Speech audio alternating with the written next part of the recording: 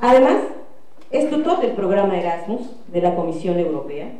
Desde el 2001 hasta la actualidad imparte también con otras instituciones como la Universidad de Lovaina, la Universidad de Santiago de Parma, la Universidad de Estudios de Parma, entre otras universidades. Hablar del doctor Carlos Barros y su obra histórica es vasta. Solo mencionaré algunos trabajos. José Luis Romero y la historia del siglo XXI, historia, imagen y lenguaje en América Latina y Europa, tiempo y sociedad, la historiografía y las historias inmediatas, la experiencia en América Latina de historia-debate, tiempo como espacio y su imaginario, reflexiones y fundamentos teóricos, entre otros múltiples trabajos. Además, para nuestra red es importante mencionar que es un honor tenerlo entre nosotras y nosotros, porque él pertenece a diversos comités científicos, consultivos y de redacción. Muchas revistas en América Latina y en Europa. Solo voy a mencionar algunas. Tempus, de la Facultad de Filosofía y Letras de la UNAM. Jerónimo Zurita, revista de la Fundación Fernando del Católico de Zaragoza. Mentalidades, revista de Waiku, Universidad de Nueva Zelanda. Cuadernos de Bibliografía Histórica de Madrid. Hablemos de Historia, revista de la Universidad de Entre Ríos, Paraná, Argentina. Centro de Historia del Crimen del País Vasco. Proyecto de Historia e Historiografía Americana de México, Estados Unidos y Canadá. The Medieval History Journal de Delhi, India, entre otras. También ha sido conferencista magistral en el primer Simposio Internacional de Jóvenes Medievalistas, en el Congreso Internacional de Historia Inmediata en Caramba, en el segundo Congreso Internacional de Historia Inmediata de Maracaibo, en el Congreso Internacional de Historia Inmediata también en Venezuela, en el tercer Coloquio Internacional de Estudios Latinoamericanos en su país y universidad sede. Ha sido merecedor de los siguientes premios. Premio de Investigación Antón Lozada Diegues a la obra La Mentalidad Justiciera, está en su lengua por supuesto, en el año de 1988, concedido por la Real Academia Gallega. Además, es presidente del jurado del Premio Anual de Historia Medieval de Galicia desde el 2001 a el 2011. Pertenece a las asociaciones múltiples, por supuesto, entre otras destacan la Red Internacional de Historia-Debate, la Sociedad Española de Estudios Medievales, la Asociación de Historia Social y la Asociación Matt-Bloch, Asociación de Historia Actual. Un poco para contextualizar a nuestro conferencista magistral. Hace 21 años, convocó al primer Congreso Internacional de Historia-Debate un 7 de julio de 1993 en Santiago de Compostela, España. A partir de entonces, se creó una comunidad académica de nuevo tipo sobre la metodología, la historiografía, la teoría y la didáctica de la historia y la historia inmediata. En 1999, con motivo de la preparación del segundo Congreso Internacional Historia-Debate, creó la página web H-Debate, que supera ya los 6 millones de visitas y las listas de correo electrónico. HAD e Historia Inmediata, medios de comunicación que han permitido conectar diariamente a 16.000 investigadores y profesores de historia de más de 50 países para debatir y consensuar los paradigmas historiográficos. En 2001, elaboró y dio a conocer las 18 proposiciones del manifiesto historiográfico, al que se han adherido 585 colegas de 37 países. Prueba de esa transformación, podemos decir que Carlos Barros es inspirador de un movimiento historiográfico que se ha convertido en un foro, comunidad y canal de intercambio de las temáticas intradisciplinares. Historia-Debate ha marcado, pues, con sus propuestas y debates conectados con la historia inmediata, el tránsito historiográfico inacabado del siglo XX y del siglo XXI, sobre todo en el ámbito académico latino, euroamericano, síntoma, causa y consecuencia de la pujanza histórica, idiomática y cultural del mundo latino en el actual siglo. Son muchos Miles los historiadores, dice el doctor Carlos Barros, y futuros historiadores de todo el globo que han ido participando, tanto digital como presencialmente en nuestras actividades en estas 2 décadas.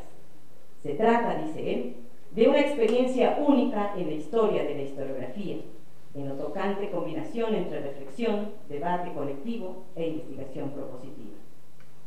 En el 2010 se llevó a cabo el 4º congreso que señala el arribo de una nueva red, #Historia Inmediata. A las nuevas redes sociales, cerca de 30.000 amigos y suscriptores en nuestros 3 Facebook, HI y Carlos Barros, su Facebook personal, para que lo busquen. Más de 100.000 reproducciones de videos en el canal de YouTube, que supone una renovada conexión con la nueva generación de estudiantes, investigadores y sujetos de la historia, y un nuevo avance en la aplicación del nuevo paradigma digital a la disciplina histórica. Desde la caída del muro de Berlín, motivo gráfico del primer congreso, vean ustedes cómo la historia nos va marcando, hasta el día de hoy, señala él, la historia ha cambiado mucho, también la historiografía, incluida la red. Tendencia historiográfica especialmente vinculada al presente futuro a través de la historia y la historiografías inmediatas. 2 novedades interrelacionadas: el relativo agotamiento de nuestros debates a favor del consenso y la simplificación del panorama historiográfico internacional en cuanto a tendencias y proposiciones como el presentado en Brasil, Oficio del Historiador, Nuevo Paradigma o Positivismo. En los últimos 16 años se ha conformado, o confirmado más bien dicho, el retorno del positivismo epistemológico y temático que se denunció en el 2º Congreso, como forma conservadora de repliegue academicista de la disciplina en tiempos de crisis económica y políticas neoliberales de austeridad que afectan gravemente a la universidad y a la investigación, y yo diría a las licenciaturas en historia también. Dice el doctor Carlos Barros: nunca fue más necesario, por tanto, el nuevo paradigma historiográfico que representa historia-debate, que mantiene su firmeza en la defensa e implementación crítica y autocrítica de los logros historiográficos de Anales, marxismo y neopositivismo del pasado siglo, al tiempo que ha elaborado, puesto en práctica y difundido globalmente respuestas a los retos de la escritura de la historia del siglo XXI. Con toda esta pequeña presentación, queremos darle nuevamente la bienvenida al doctor Carlos Barros, pero principalmente agradecerle a las autoridades de la Universidad Autónoma de Sinaloa, porque sin su apoyo, él no estaría aquí entre nosotras y nosotros. Bienvenido a Tlaxcala, bienvenido a México y bienvenido a la Renalina. Breve presentación, dice Eva, colega y amiga, vaya. Se lo agradezco porque, bueno, es una introducción que de esa manera me permite a mí entrar en materia pronto, ¿no? Todos estos logros que ella me atribuía hubieran sido historiográficos, hubieran sido imposibles sin el apoyo de muchos colegas en España y en toda América Latina, y de algunos en particular que quiero nombrar, aparte de Elba, que es obvio, ¿no? Sino también a Georgina Flores de la Universidad Autónoma del Estado de México, a Carlos Arcos de la Universidad Autónoma de Chiapas, a Jaime Salazar, que debe estar por ahí, y a tantos que no reconozco personalmente, pero que sé que una parte de vosotros también están en este debate, ¿no? Y entonces, pues eso, me lo agradecéis a mí, yo lo agradezco a vosotros, porque una obra colectiva como esta, como es obvio, hubiera sido imposible sin tantas complicidades, lealtades, apoyos y entusiasmos como del tipo que acabamos de verificar aquí con esa intervención, como siempre apasionada de Elba, como es ella en todas sus cosas, ¿no? Bien, yo agradezco ya formalmente a Renalina y a Elba Rivera, presidenta fundadora, la invitación y y el apoyo y para estar aquí con vosotros. Estar en este congreso es el motivo principal de esta estancia mía en la República Mexicana, a la cual sigo viniendo desde hace 22 años, ¿no? No solo a México DF, sino también a otras universidades. Y entonces, en este sentido, esta vez he venido, aunque he estado en la ENA estos días pasados, pero he venido, profeso, para responder a la invitación de Renalica, ¿no? Y también como homenaje a una red que no existe en otros países, ¿no? Y que es todo un ejemplo, ¿no? Para la academia, para la comunidad internacional de historiadores, ¿no? Porque en España nos organizamos más bien por especialidades, ¿no? Y en general en toda Europa, ¿no? Ahí somos un poco corporativos, pero no existen asociaciones generales que representan a todos los historiadores, y puede que en algún otro país pues sí existe, pero de profesores de historia, ¿no? Como en Brasil, como en Argentina, con otro tipo de dinámica, ¿no?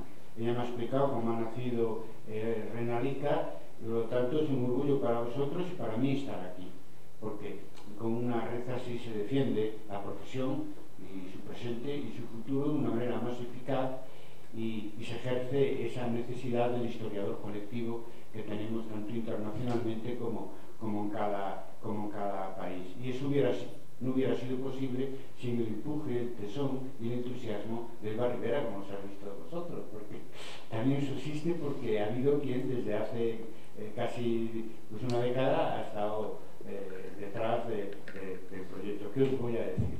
Agradecer a la Universidad Autónoma de Tlaxcala también el apoyo a Renalica y el interés para que yo esté aquí y que esto se pueda grabar y difundir internacionalmente, lo cual va a servir, pues eso, para abrir un debate, una reflexión, para hacer una propuesta sobre lo que debe ser la historia digital, pero también va a servir para que se conozca internacionalmente vuestra red, vuestra maravillosa red.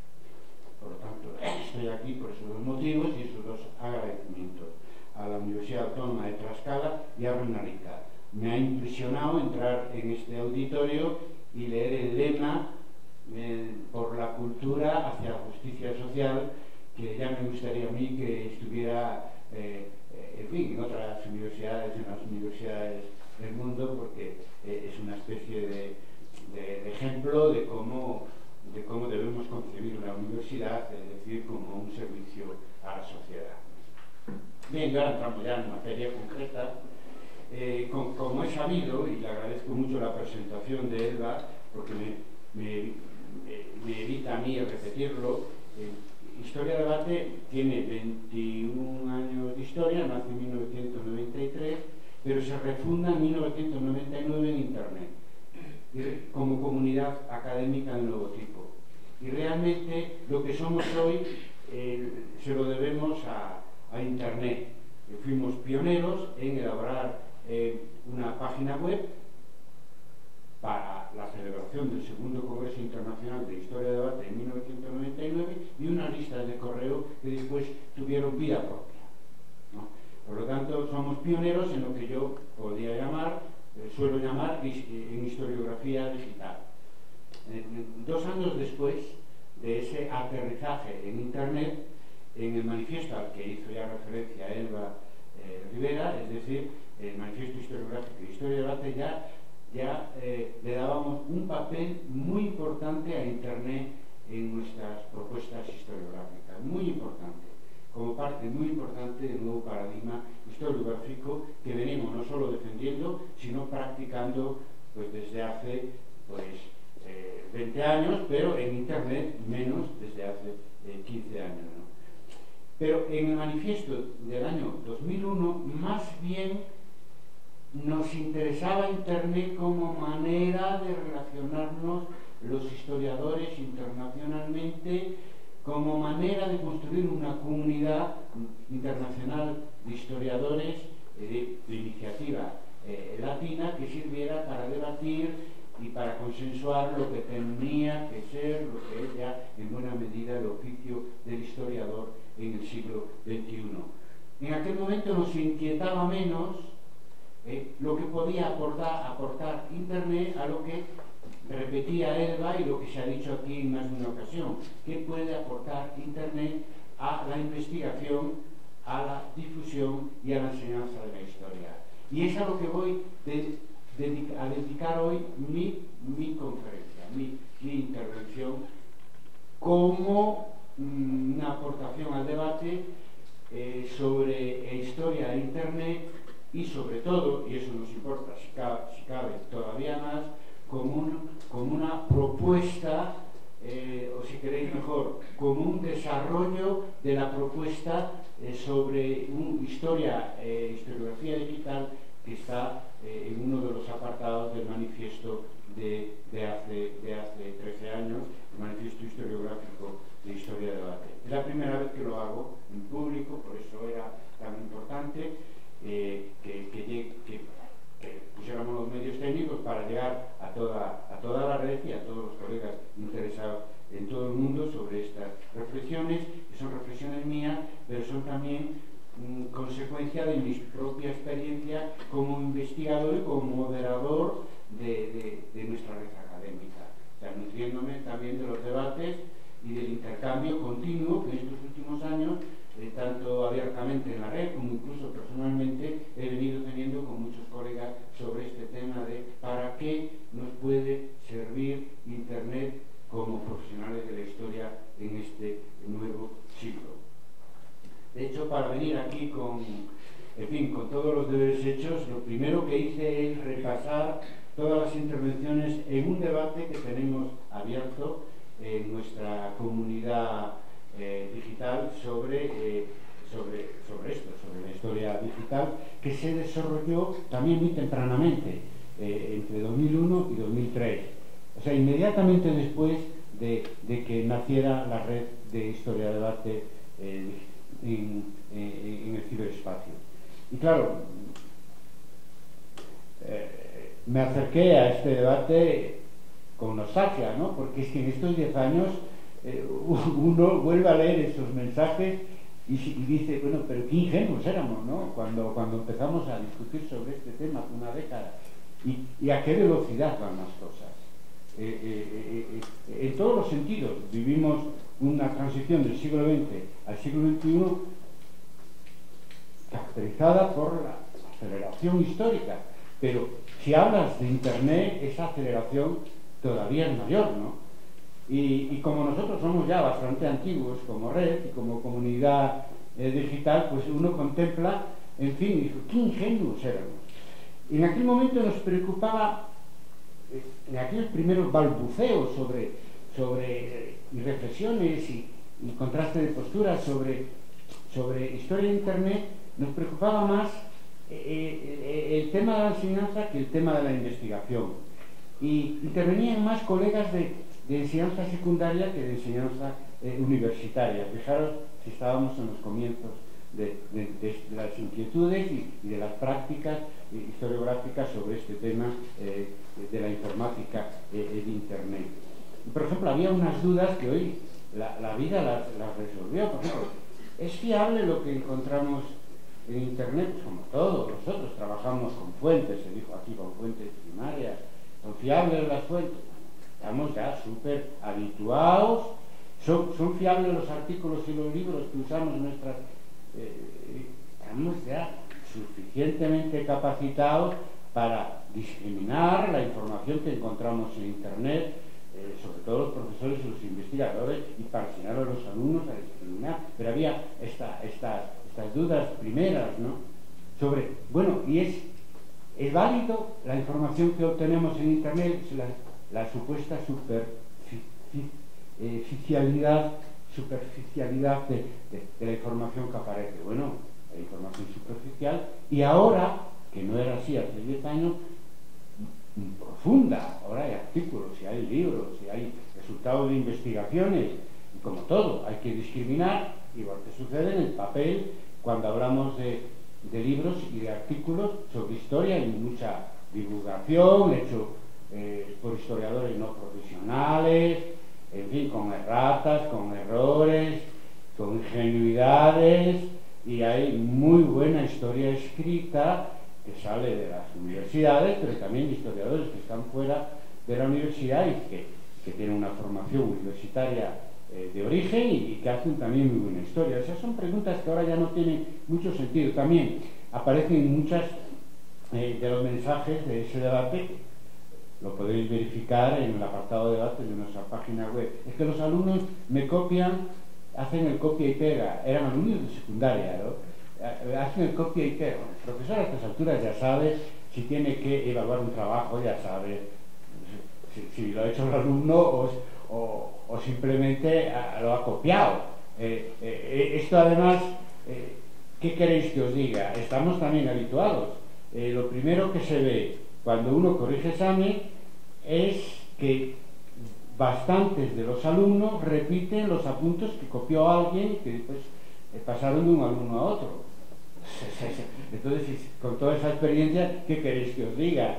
Si lo que han hecho es un corta y pega en internet, o sea, son dudas, en fin, iniciales que ahora están resueltas. Y como ese debate continuó, todos nuestros debates están abiertos, una década después, la preocupación de los últimos que intervinieron en ese debate era algo más serio y ya una inquietud que refleja que estamos en otro nivel en la relación con Internet. Es la siguiente. Se están tomando las medidas para que el historiador futuro pueda acceder a todo lo que vamos subiendo a las páginas web y ahora a la nube. O sea, el Estado está tomando medidas para que los Estados están tomando medidas para preservar cara al futuro todas esas publicaciones, resultados de investigaciones, experiencias historiográficas. La pregunta sigue abierta. Y una pregunta de hoy en día. Las otras eran preguntas de hace 10 años, que nos da la medida de cómo, a pesar de estas preguntas, o justamente por estas preguntas, pues hemos avanzado mucho en la práctica y en la penetración de Internet por parte de la historia académica, de la historia profesional. Bueno, yo veis que en el título puse así, la historia digital como un nuevo paradigma, porque aquí vamos a hablar de dos cosas, de cómo nos facilita la vida Internet, pero vamos a hablar también de cómo eso cambia la manera en que escribimos la historia, o puede cambiar la manera en cómo que escribimos la historia. Por eso hablamos de un nuevo paradigma. Para nosotros lo fundamental es que Internet puede permitir mejor llevar a la práctica el punto número 1 del Manifiesto Historiográfico de Historia de Debate, donde dice que la historia es una ciencia con sujeto cognoscente. Es una definición no positivista. Escuché a Ángel Román aquí, por ahí debe estar, que hablar de que el oficio historiador no es solo la relación con las fuentes, ¿verdad? Hablaba de la divulgación en ese caso, pero podemos hablar de muchas más cosas que no reducen el oficio historiador a lo que fue el primer paradigma en nuestra disciplina, que fue el paradigma positivista. Es decir, la historia que ya hoy no se puede mantener mucho más. La historia la hacemos los historiadores, si no, no habría historia. Ni siquiera historia positivista, no digamos la historia que ahora, más evolucionada, queremos llevar a la práctica. Entonces, esto que lo dijimos en el año 2001, ahora resulta más sencillo que gracias a Internet. O sea, el papel activo del historiador a la hora de escribir la historia, de trabajar las fuentes, pero también de reflexionar, todo el esfuerzo para reconstruir el objeto de nuestras investigaciones, se ve extraordinariamente facilitado por las nuevas tecnologías. Tenemos la posibilidad de hacer una historia que vaya más allá de la relación con las fuentes, que no tuvieron, bueno, los historiadores que iniciaron nuestra disciplina en el siglo XIX, pero tampoco las vanguardias historiográficas del siglo XX, especialmente la escuela de Análisis y el materialismo histórico. Hoy podemos reconstruir el pasado más y mejor gracias a las nuevas tecnologías. Esto, digamos que es mi punto de partida. Espero que al final de mi exposición os haya convencido de que eso es así, ¿no? Estoy explicando mi punto de partida para justificar el título de la historia digital como nuevo paradigma. Nos puede prestar una contribución decisiva Internet para dar ese salto epistemológico que tiene que ver con la teoría del conocimiento que necesita la historia en el siglo XXI. Un salto que tanto se refiere al conocimiento basado en fuentes. Ya veis todo lo que puede revolucionar, lo veremos, Internet en nuestra relación con las fuentes, como al conocimiento no basado en fuentes, es decir, que es la reflexión y todo el trabajo de reconstrucción que cualquier historiador, incluso hasta los mismos historiadores positivistas, tiene que llevar a cabo para conseguir el resultado final de un relato histórico escrito basado en documentos. Yo he hecho lo siguiente: he repasado los 18 puntos del Manifiesto de Historia de Debate y me he encontrado que el uso de nuevas tecnologías es importante para casi la mayor parte de ellos. Por ejemplo, para recuperar el impulso innovador en nuestra disciplina que caracterizó pues a los nuevos historiadores del siglo XX, y que en la medida que se agotó el impulso renovador de análisis, marxismo, el cuantitativismo y todo eso, pues un poco pues volvimos a la historia tradicional. Pues bien, para recuperar el impulso renovador necesitamos Internet. Igual para llevar a cabo, que es otro de los puntos del Manifiesto de Historia de Debate, el relevo generacional, y que sea un relevo para bien, no para mal. Es decir, que sea un relevo donde los jóvenes consigan, con ese relevo obligado por la biología, dar ese, y volvemos al punto anterior, impulso renovador que necesita nuestra disciplina en un siglo que es el siglo de la globalidad, que se parece en muchos aspectos muy poco al siglo XX, del que surgieron la escuela de análisis, el marxismo y otras posiciones renovadoras de nuestra disciplina. Sin Internet no hay manera de llevar a cabo la nueva interdisciplinariedad de la historia, de ponernos en contacto con las tendencias emergentes en otras ciencias sociales y sobre todo en ciencias de la naturaleza y disciplinas nuevas que han surgido, como la propia informática o la biología molecular y las investigaciones con ADN, que están revolucionando la historia de las poblaciones, sobre todo en el caso de los prehistoriadores. Todo eso, sin Internet es muy difícil que la historia se nutra de esos nuevos impulsos que vienen de otras disciplinas, que ya no son exclusivamente pues la sociología, la antropología, la psicología de la época de Análisis. Ahora eso se ha ampliado mucho, se ha ampliado también hacia las humanidades por un lado y hacia las ciencias de la naturaleza por otro. Y los lazos ahora, si quieres nutrirte de esas nuevas disciplinas emergentes, pasan por Internet en todos los casos. Nos preocupaba el manifiesto la autonomía del historiador frente a todo tipo de poder económico, político.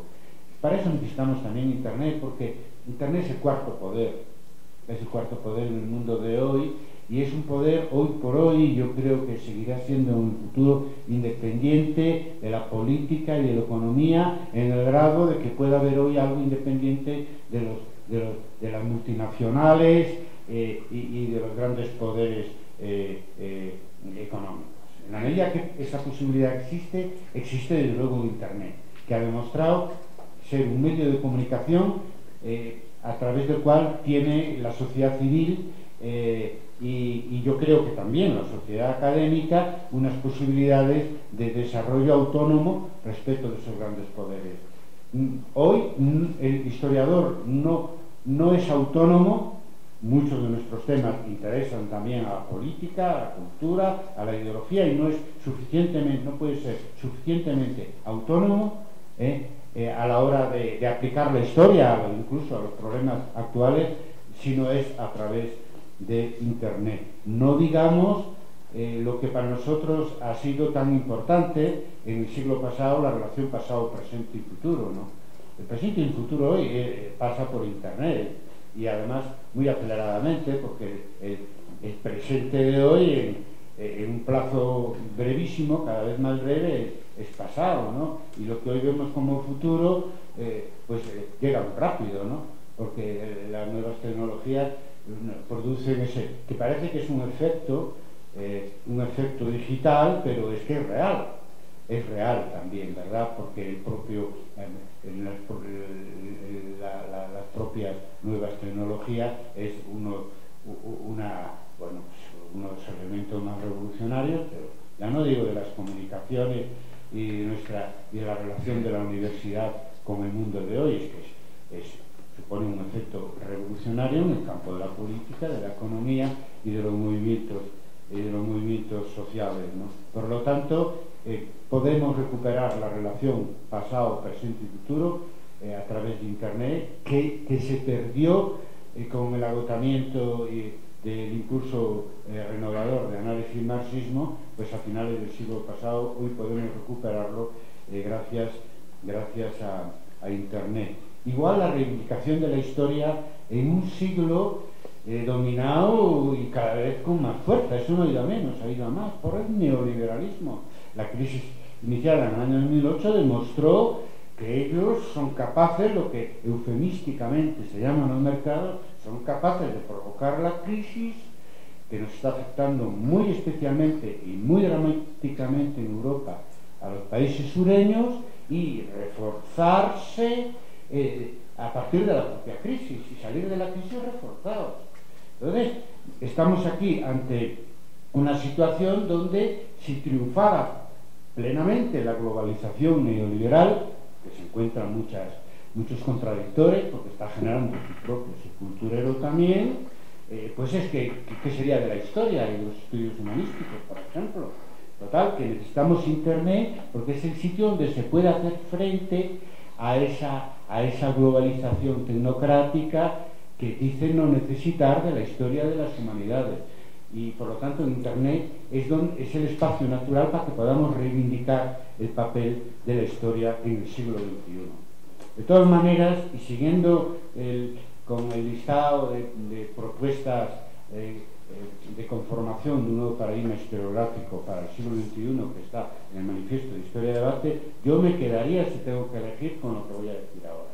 Internet nos permite, la historia digital nos permite cumplir el sueño de los fundadores de la historiografía marxista y del propio Marx, cumplir desde Marx hasta Pierre Vilar, digamos, cumplir el sueño de los fundadores de Annales, desde Marc Bloch a mi amigo, colega Jacques Le Goff, muerto hace poco, desaparecido hace poco, de hacer una historia total. Eso no se logró en el siglo XX, más bien lo contrario, finalmente se fragmentó más la historia, pero hoy es más posible, gracias a las nuevas tecnologías, juntar en nuestros estudios históricos las diferentes dimensiones que tiene el pasado y el presente, económicas, sociales, políticas, culturales, de mentalidad, etcétera, ¿no? También es más posible, eso es más obvio, todo lo vais a entender, una historia más global en el sentido de una historia mundial, porque Internet es un fenómeno que ya no hay ni que mencionarlo, lo que más facilita es la relación internacional. No solamente historiográficamente entre historiadores, que eso, bueno, consecuencia de eso es que estemos aquí. No, es que hace más factible la relación internacional en la investigación y hace más factible la relación internacional entre historiadores de diferentes épocas históricas, de diferentes especialidades históricas, para conseguir un resultado más global en nuestro esfuerzo de reconstruir el pasado. Y desde luego también una historia más global en el sentido de una historia más actual, claro, lo que llamamos historia inmediata, que es lo que salta a la vista a cualquiera que entre en la web de Historia de Debate, o en el Facebook de Historia de Debate, o en el Twitter de Historia de Debate, o en el LinkedIn en el grupo de LinkedIn de Historia de Debate, etcétera. Y es que nada más entrar en Internet ya no puedes reducir tu acercamiento como historiador a tu tema, en mi caso, por ejemplo, al siglo XV, ¿no? Ya te obliga la propia red a poner en relación tus investigaciones hace 5 siglos, en mi caso, con la actualidad. O ya te obliga la propia red a decir algo como historiador de los acontecimientos que están sucediendo hoy en día. Y esto es una historia más global, pasado, presente, pasado, ¿no? Esto lo dijo en Introducción a la Historia Marlowe, y yo añadiría también presente, pasado y futuro. Todo esto son las posibilidades. Es el dibujo que yo hago de la importancia que puede tener Internet para la historia, para que la historia se refunde en el siglo XXI.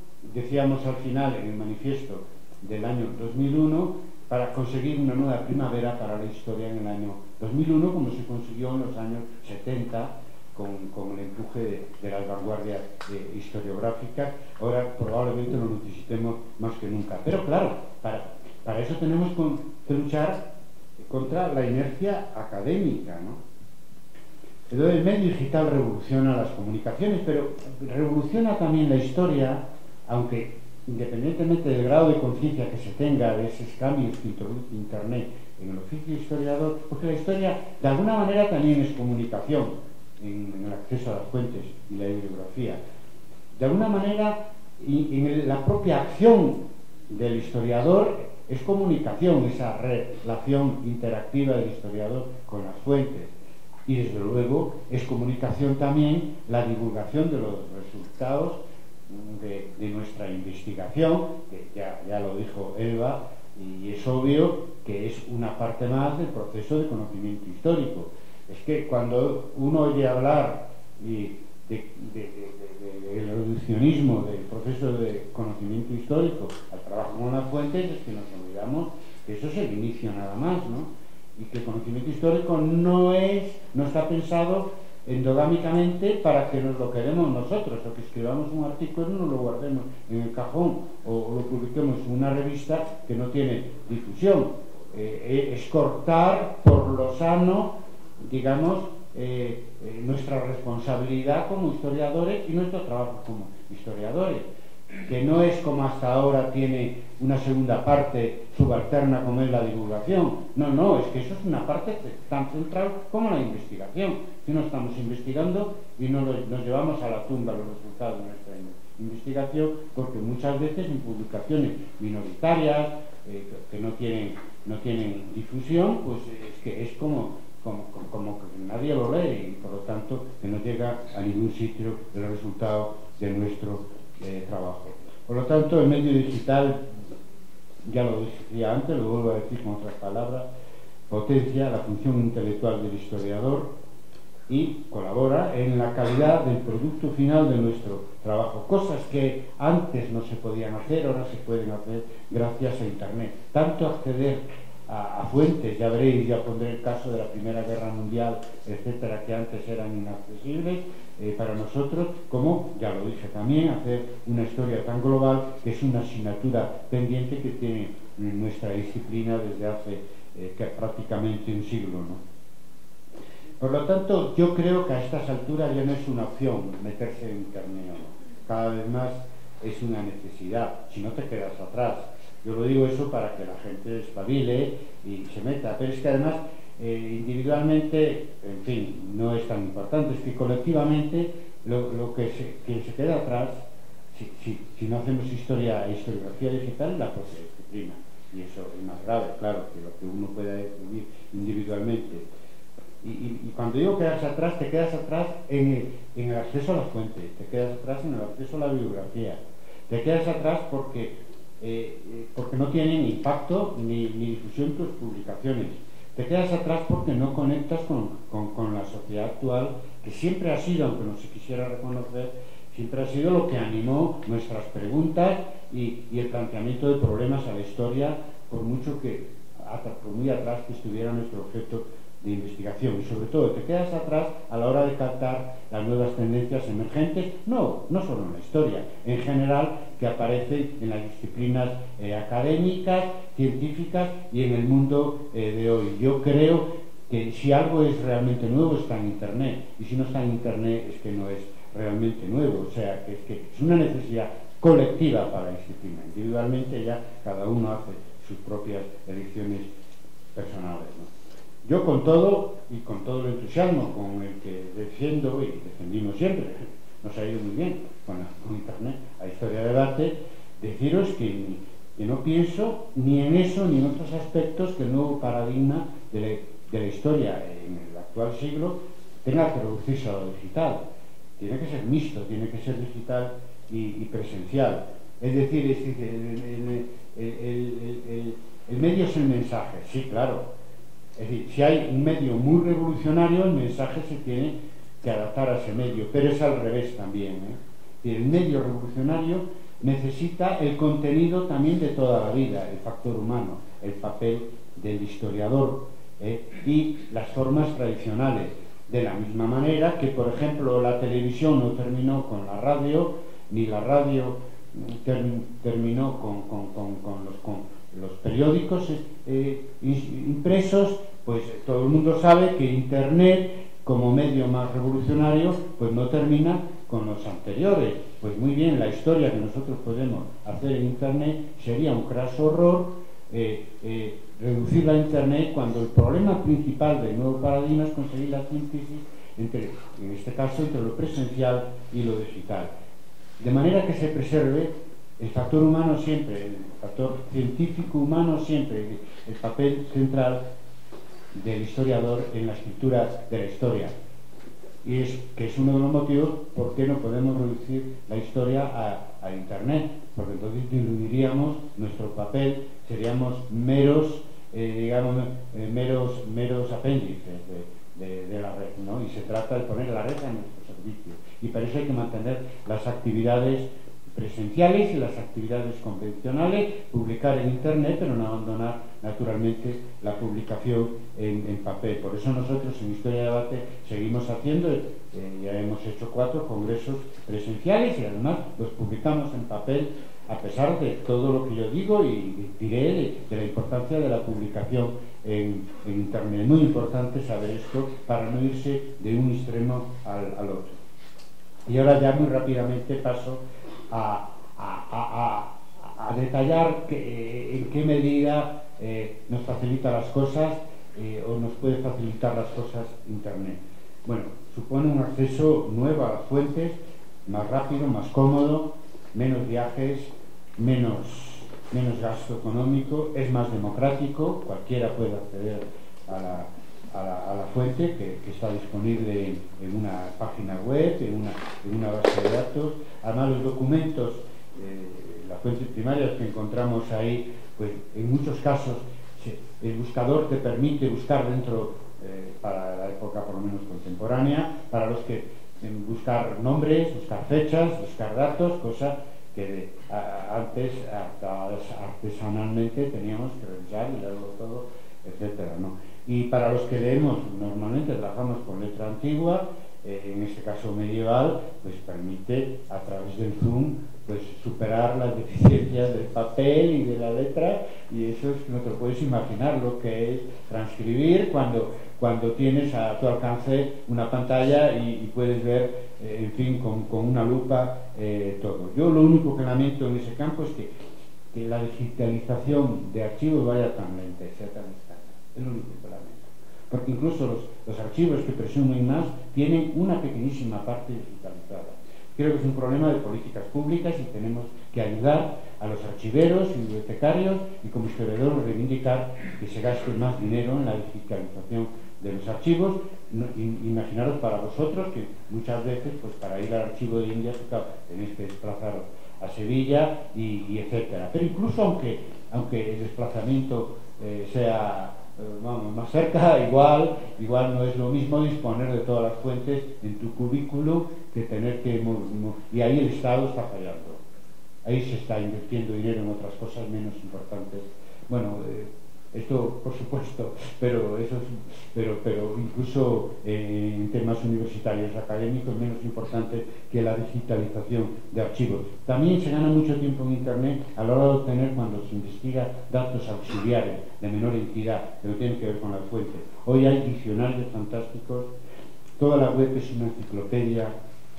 Hace años se hizo una investigación sobre Wikipedia, comparando Enciclopedia Británica y Wikipedia, y quedó claro que tenían el mismo grado de acierto y error. Pero es que hoy, si lo vuelven a hacer, cambia completamente, porque la británica se quedó atrás y Wikipedia se transformó en una gran enciclopedia, aunque yo me fío más de la web como enciclopedia en su conjunto, aunque muchas veces, como sabéis acertadamente, Google te da como resultado para un dato concreto. Quiero decir que necesitas un nombre, necesitas una fecha, necesitas un concepto, lo que significa. Ahí se pierde mucho tiempo sin Internet, y ahora con Internet se gana. También a la hora de los traductores, los de Google han mejorado y hay buenos traductores. Hace tiempo ya que consigues traducciones, por lo menos para entender algo, si es un idioma que no dominas, para entender algo de lo que quiere decir. Otra cosa es que si quieres utilizarlo ya como bibliografía o como fuente, ahí necesitarías hacer una traducción de mayor calidad. Después, en banco de datos, por ejemplo, para que necesite imágenes para trabajar, eso es, en fin, el paraíso, ¿no? Internet, eso es el paraíso. Yo he oído decir a gente que trabaja en el catastro de la administración, decir que ellos se fían más de Google Earth que de su propio catastro. ¿Qué os quiero decir? Es un mundo nuevo que se abre en este caso, para buscar ubicaciones geográficas, ¿no? Entonces ahí hemos avanzado mucho. Además, Internet genera sus propias fuentes.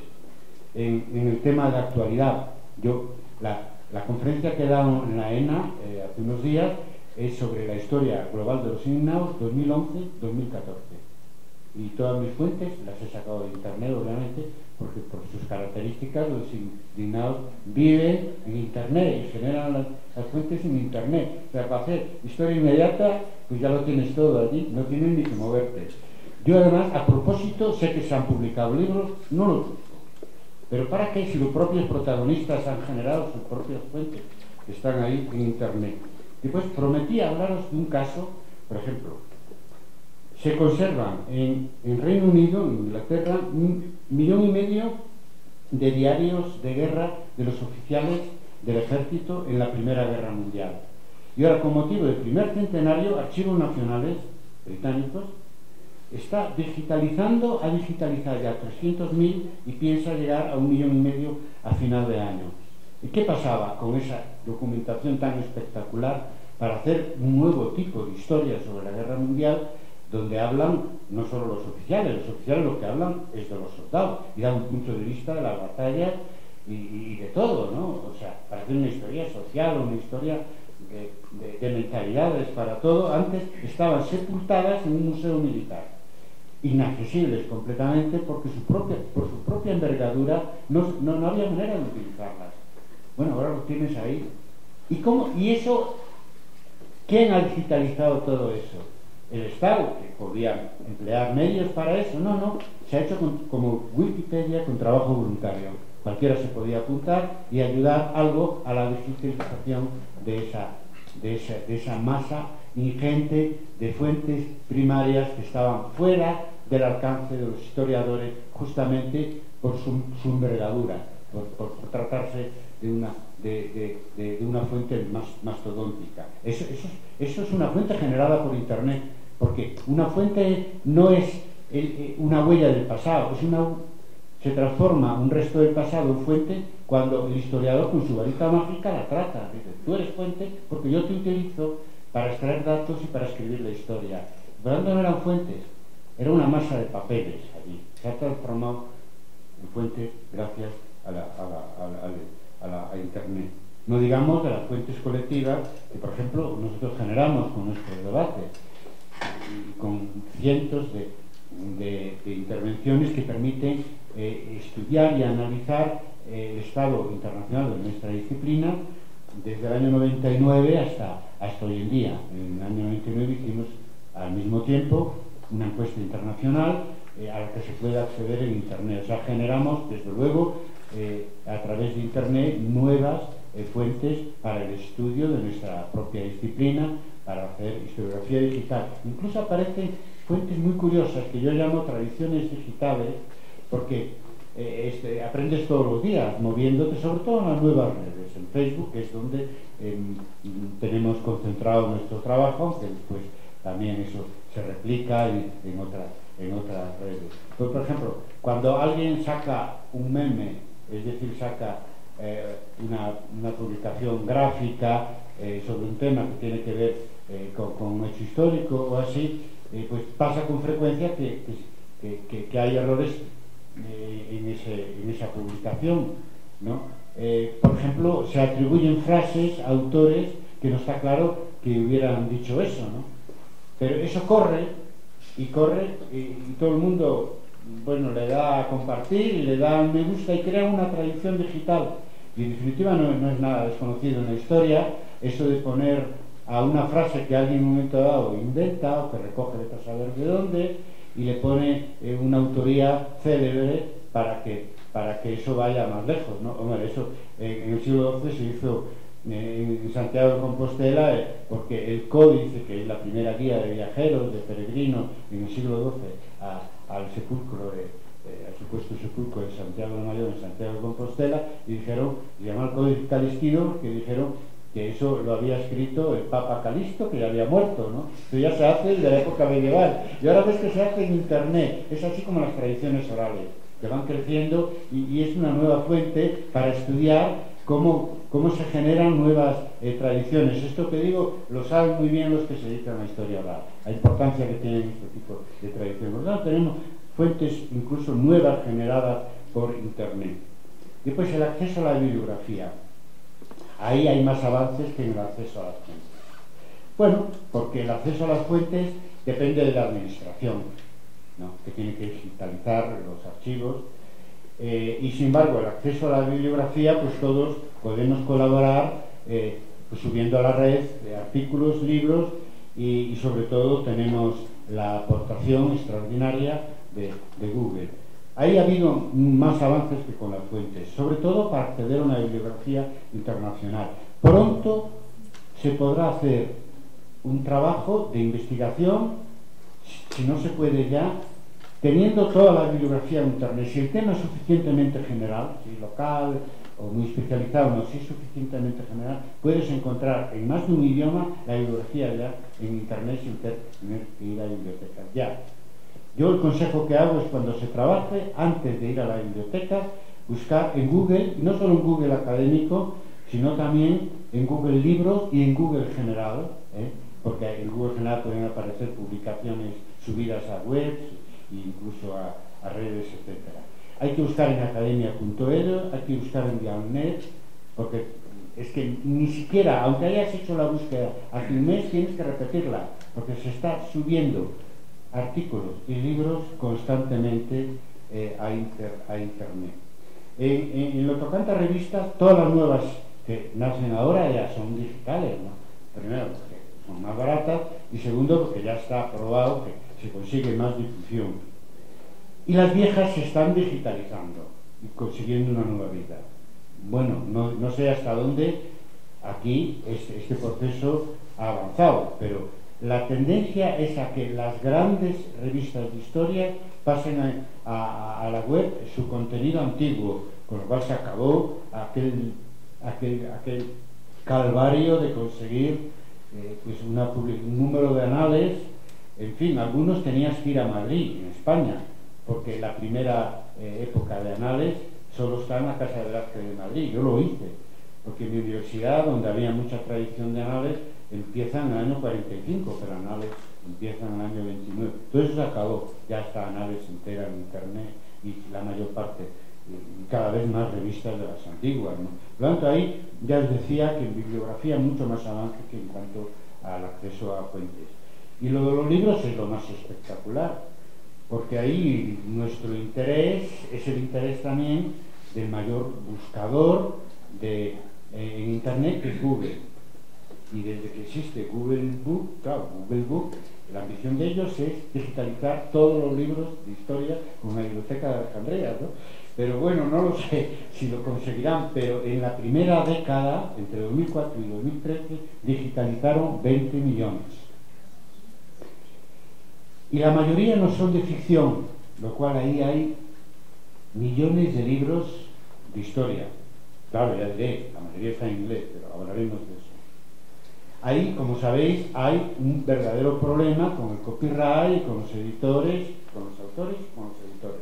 Entonces lo que hizo Google es llegar a un acuerdo de subir a Internet los libros que son de dominio público, es decir, que son a partir de determinada fecha y por lo tanto han prescrito los derechos de autor y se puede libremente subirlo, lo cual nos viene muy bien porque suele ser para nosotros ya no bibliografía, muchas veces son fuentes, ¿no? Muy bien. Después el problema es con los autores y editores en los libros que tienen derechos de autor vigentes. Entonces en Estados Unidos, que es quien marca la pauta, Google llegó a un acuerdo con sociedades de autores y editores de digitalizar todos esos libros que están todavía vivos, que están en los comercios, ¿no? Igual que antes digitalizó los libros antiguos con acuerdo con grandes bibliotecas. Bien, pues han estado 8 años con un pleito judicial hasta que en noviembre de 2013 un juez norteamericano dijo que era un servicio público y permitió que el acuerdo entre Google, autores y editores fuera adelante y pudiera Google subir a Google Book todos esos libros. El acuerdo es pagándole a los autores y a los editores, ¿no? Por lo tanto, eso va por muy buen camino, lento porque hay intereses comerciales detrás, pero por muy buen camino. Y si va muy buen camino para la mayoría de estos libros que ha subido Google, que está en inglés, inmediatamente lo vamos a notar para los libros en castellano. Porque es que el español es la segunda lengua de uso en Internet y también es la segunda lengua de uso fuera de Internet, por ejemplo en Estados Unidos y en la mayor parte de los países occidentales. Por lo tanto, vamos a ser los inmediatos beneficiados de esa subida masiva, millonaria de libros a Internet, donde hay que hacer lo que dije antes. Si estás buscando un libro, vete a Google, porque igual lo han subido hace a lo mejor 2 días. Por lo tanto, digo todo esto para que nos comprometamos a apoyar la publicación en Internet de libros, porque hay intereses comerciales en contra y hay que ayudar a quien puede promover esa publicación y el acceso de libros y el acceso gratuito a los libros. Hay una fuerte campaña en contra.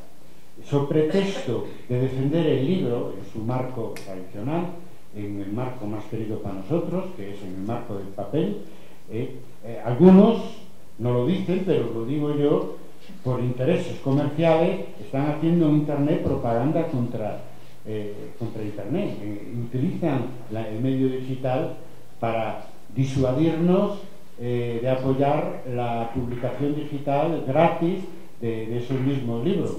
Uno, pues bueno, entiende que ellos tienen un beneficio económico que defender, pero nosotros tenemos un beneficio social y cultural que defender, porque es un derecho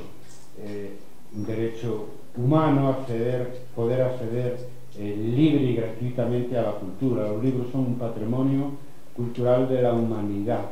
Ya bastante problema tenemos con la brecha digital que por encima por intereses comerciales nos dificulten el acceso a esa obra de tantísimas generaciones como es el patrimonio bibliográfico, ¿verdad? Y tenemos una doble brecha. Por ejemplo, la cobertura en los países de la OECD en Internet es del 80%, en América Latina es de la mitad, del 40%. Y ahí es una desigualdad en lo tocante a los libros y a Internet doble. Por un lado, los libros son caros, e incluso ya son caros para nosotros y son caros para las bibliotecas, que están, por lo menos en España, están anulando las suscripciones a revistas por un problema económico. Y claro, lo que nos falta es que el digital que se abra más el mundo digital, que se puede acceder y se puede acceder a mayor velocidad, y eso otra vez volvemos a lo mismo, como la digitalización de fuentes, depende del Estado, y tenemos que luchar por un Estado que sea un Estado de bienestar, no solo desde el punto de vista social, sino sea también un Estado de bienestar desde el punto de vista cultural, y es un problema, eso nos lleva a luchar contra el neoliberalismo y todos los que dicen que hoy lo que cuenta es el mercado y el mercado lo tiene que regular todo. Pues bien, esto no lo puede regular el mercado, porque esto es un derecho cultural y es un derecho de los humanos, y ahí obviamente nosotros tenemos que estar del lado de los que están luchando contra esta sociedad donde el mercado lo sea todo y lo cultural y lo social esté ya en un segundo plano. Y bueno, lo más importante, claro, después del acceso a las fuentes y la bibliografía, es las posibilidades, ya lo dije al principio, que nos ofrece Internet para renovar la escritura de la historia. Lo primero, sé que lo habéis entendido, pero también tenemos que entender que la nueva tecnología no solo cambia la práctica de la historia, sino también la teoría y la epistemología. Eso lo fuimos viendo poco a poco. Primero escribíamos en una máquina de escribir, incluso manuscritamente con la mano, escribíamos lo que sería nuestro artículo, nuestro libro. Después descubrimos el tratamiento de textos, primero WordPress, después Word, y nos dimos cuenta que escribíamos la historia de otra manera, porque el Word te permite ir adelante, ir atrás, poner la cita, cambiar la cita, tener un texto vivo. De la otra manera, te quedaban pocas ganas de volver a reescribir una y otra vez el manuscrito, o teclear una y otra vez el texto mediante una máquina tradicional de escribir. Eso supuso ya un cambio importante en la manera de escribir la historia. Después vino el CD-ROM, hoy prácticamente ya desaparecido. Vinieron las páginas de recursos, que era como en un papel que te ponían los links, letras y números, etcétera, para poder acceder a Internet. O sea, se utilizaba el papel para poder acceder a Internet, y se hacía incluso páginas en la web donde, según los temas, aparecían unos links allí, etcétera, que no siempre picando allí accedías, tenías que copiarlos y ponerlos en el navegador. Fijaros, esto todo cambió con Google, ¿no?, que te da muy rápidamente resultados y de una manera bastante acertada, ¿no? Después, la base de datos. Yo aconsejo que se haga una historia cuantitativa, pero no solo cuantitativa y cualitativa al mismo tiempo. Pero es que hoy hay un programa SPSS que te permite, la última versión, trabajar con 250.000 variables y te acepta hasta 2 millones de registros. O sea, y un programa estadístico que te permite elaborar, pues eso, porcentajes, gráficos, etcétera. Imaginaros esto aplicado, por ejemplo, para empezar, al 1,5 millones de documentos de los archivos británicos sobre la Primera Guerra Mundial. O sea, Internet revoluciona nuestra manera de investigar. Aunque yo creo que la revolución pendiente lo planteaba en 1998 en un artículo de 14 años hacia un nuevo paradigma historiográfico, está en escribir una investigación, incluida una tesis doctoral, donde además de textos y fotos, que es lo que se hacía y se hace tradicionalmente, pueda incluir imágenes digitales, audios y vídeos. Es decir, que se combine en la escritura texto, material multimedia e hipertexto, es decir, el lenguaje web. Y no como lo ponemos ahora, yo lo hago, ¿no? Poner en la nota a pie de página el larguísimo link para acceder a una fuente o una publicación. No, es que como si fuera una web que tú, a la hora de escribir, resaltas una palabra y eso te lleva a algo que has escrito o que ha escrito otro. Si es una fuente, pues otro autor que ha hecho un artículo en un libro, o es tú mismo que estás publicando una nota, y esa nota ya no es lo que te permite la página al final de la página, abajo de todo, ¿no? Puede ser otro artículo entero. Entonces cambia la manera de escribir, porque supone, combinando links, multimedia y textos, pues una manera distinta de citar fuentes, bibliografías y sobre todo de reconstruir nuestro objeto globalmente. Virtual pero real. Si alguien piensa que lo virtual no tiene nada que ver con la realidad, no es una parte de la realidad, es que no se entera. Porque lo virtual, o sea, lo digital, nos permite conocer los mundos que están en este mundo. Pasa que solo Internet nos permite verlos muchas veces, en muchas ocasiones. Yo creo que los que van más avanzados en este tema de hacer una historia global y conseguir reconstrucciones globales son los arqueólogos y la gente, los colegas de historia de arte que trabajan sobre todo en museos. Los arqueólogos están haciendo verdaderas reconstrucciones, incluso igual en algunos museos muy digitalizados, lo siguen mediante hologramas y 3D en base a datos documentados y bien documentados, reconstrucciones globales. Eso acabará inundando el resto de las disciplinas. Ellos lo tienen fácil, porque los de arte trabajan con imágenes y los colegas de arqueología trabajan con restos físicos y hay muchas reconstrucciones ya a las que se puede acceder y una vez que lo reconstruyen hay nuevo conocimiento, hay una aproximación global al objeto a la que es muy difícil llegar cuando ves unos restos allí materiales y un texto escrito donde te describe en blanco sobre negro cómo podía haber sido eso en el pasado. Por lo tanto, tenemos en el resto de las disciplinas históricas cierto retraso, también porque hay un freno académico. La universidad ha entrado mucho en Internet cara a la gestión, pero menos cara a la investigación, y eso no digo que sea tanto responsabilidad de la universidad en su conjunto, sino de nosotros mismos, ¿no? Pero también nos coartan. Por ejemplo, si tú con un alumno quieres hacer una tesis escrita que incluya audio, vídeo y links, pues el problema que tiene el alumno, para empezar, es que le exigen que la presente en papel. El papel, si acaso con un CD-ROM, si hay gráficos, pero no, incluso legalmente no es posible. Yo creo que en la mayoría de las universidades presentar una memoria o un DVD donde venga como libro electrónico, nos aparezca como libro electrónico la tesis.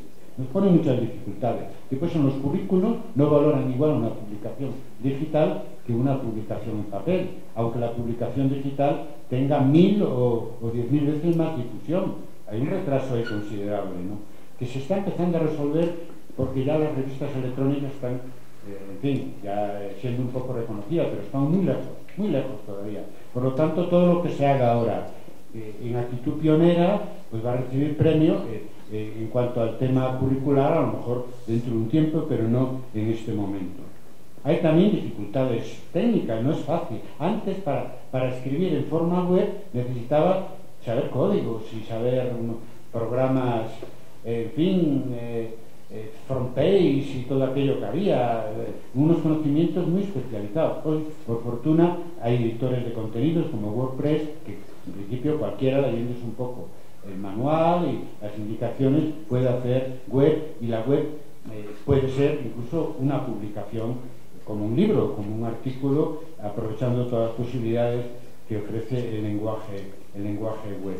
Y lo que viene a solucionar todo esto, pero está en sus comienzos, es el libro electrónico. Hay un editor, el programa Calibre, que yo pienso que es accesible, etcétera, que puede trabajar uno que no sea con ese editor, uno que no sea un profesional, y por ahí hay un camino que permite a uno reconciliarse con el formato libro y permite a uno en este nuevo formato libro pues introducir lo que decía antes, ¿no? Material multimedia, enlaces, etcétera, ¿no? Ya empezó con los PDFs. Hoy ya el autor que comparte copyright con la editorial normalmente ya puede subir en PDF sus libros, y se está haciendo en academia.edu. Pero los cambios tecnológicos y sociales nos ayudan, porque ahora ya hay muchos lectores de libros digitales, ya están las tabletas. Amazon, que es el mayor vendedor de libros que hay en el mundo, te ofrece tanto el libro digital como el libro en papel, y da ejemplo. pero otras casas editoriales no lo siguen, pero ellos... Y entonces, ¿qué quiere decir? Y con la crisis y lo que encarece la edición hoy en día en papel, hay posibilidades a través de libro electrónico, siempre y cuando se use el libro electrónico de una manera no tradicional para publicar texto solo, como se hace muchas veces, sino hay las posibilidades de, aprovechando el libro electrónico, de escribir la historia de otra manera en formato libro. Porque eso sí, eso se queja algún amigo que yo tengo que tiene una editorial de ebooks y dice, pero es que a mí me mandan como si fueran papel, los textos. No me ponen ni audio, ni vídeo, ni link, ni nada, no se aprovechan todas las posibilidades. Digo, bueno, no te preocupes que se andará. Y ahora que tenemos la posibilidad de escribir en todas las dimensiones posibles, pues imaginaros autocríticamente lo que es escribir en una página escrita. Son dos dimensiones. Si pones una cita y una nota, tiene que ser brevísima, porque tiene que caer en la misma página. Que no pase como don Claudio Sánchez Albornoz, que en una de sus publicaciones ponía más notas que texto, y es todas las notas así, un textito así, pues no. Pues estabas como muy limitado y solo se podía leer linealmente, del principio al final. Eso se acaba con las posibilidades que tiene ahora el libro electrónico. Podemos hacer un libro y navegar en él como si tuviéramos una web, buscar diferentes formas de lectura y de manera que además tú puedas seguir diferentes lecturas según tus propios intereses y acercarte a la realidad con más sentidos humanos que el de la lectura, el de la visión de letras sobre papel, porque la realidad en ese sentido es más diversa. Ahora mismo pues estamos accediendo yo, pero también vosotros, todos, a lo que está pasando a través del oído, a través de la vista, ¿no? Y leyendo, pero también viendo las caras, viendo los gestos, todo eso es la realidad. ¿Qué mayor aspiración científica para un historiador que ser capaces de esa realidad reproducirla en toda su complejidad? Bien, pues hacia eso vamos. Yo tenía mucho más, pero ya lo soltaré en la próxima ocasión que me pidan que hable sobre la historia digital, donde lo dejaste en Tlaxcala porque te pasaron el papelito donde decía 5 minutos. Pues ahora tendremos que continuar en otro lugar. De todas maneras, no me voy a reprimir de deciros a viva voz cómo pensaba terminar esta conferencia. Por una historia e historiografía digitales basada en valores, defendamos activamente la libertad y el igualitarismo de la red para la historia que se hace y para la historia que se escribe. Sin Internet no hay futuro para la historia. ¡Viva Tlaxcala!